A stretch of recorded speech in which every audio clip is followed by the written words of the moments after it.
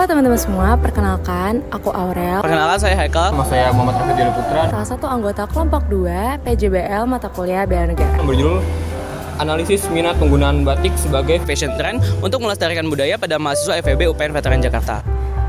Nah, orangnya udah di sebelah aku nih guys. Perkenalkan dong Kak, namanya siapa? Muhammad Algi Fahri, aku biasa dipanggil Algi. Vivia Zerlina, biasa dipanggil Vivia. Dengan Azika Rabdani. Filza Nindita Hidayat. Nama aku Reni Septiani. Aku Ata. Tora Haji. Nama aku Nahdad. Aku Rafi Syabani, boleh dipanggil Bani. Izin wawancara sebentar ya Kak mengenai batik. Seberapa sering sih menggunakan batik di lingkungan kampus ataupun di luar kampus? Kira-kira sih 2-3 kali dalam sebulan. Di UPN juga kita biasanya banyak kayak lihat mahasiswa tuh yang pakai batik.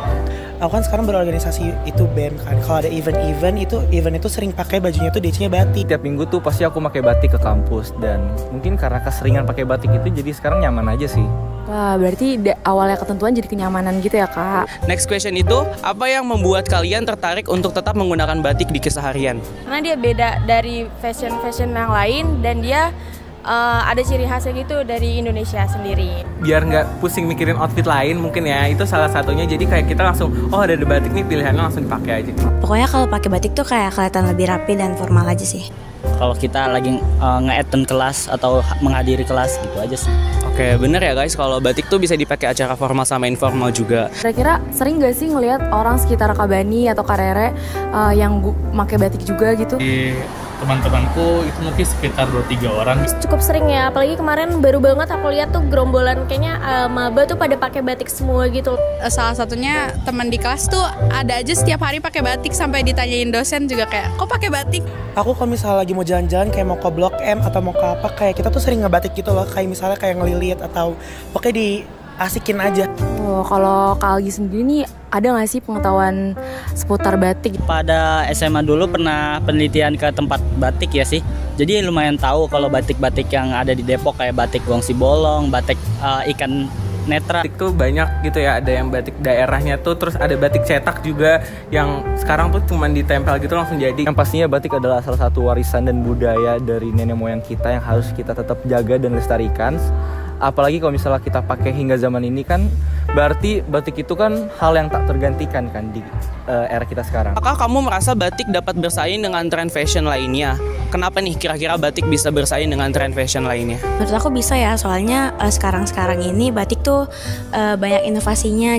Batik nggak dikain lagi tapi dipintal pakai benang. Ikut mempelopori ataupun ikut memakai batik ataupun juga mungkin membuat tren fashion baru, kayak misalkan batik dijadiin sebagai outer. Nggak heran kalau misal nanti tuh batik salah satu fashion yang nggak akan tergantikan atau bahkan tidak tersaingi. Intinya kita perlu inovasi ya guys untuk bisa bersaing terhadap tren-tren fashion yang sudah ada. Oh, kalau misalnya cara memperkenalkannya itu gimana? Kayak biar mahasiswa tuh tahu luas gitu tentang batik.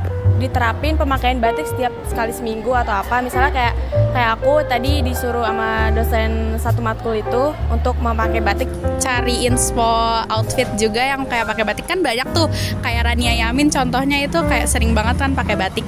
Itu jadi bikin kita kayak lucu juga ya pakai batik. Mungkin kita pakai batik-batik model terbaru gitu, biasanya ntar teman-teman tuh suka nanya itu batik apa, beli di mana gitu. Misalnya pengalaman Kanada sendiri memakai batik di acara non formal atau formal tuh gimana?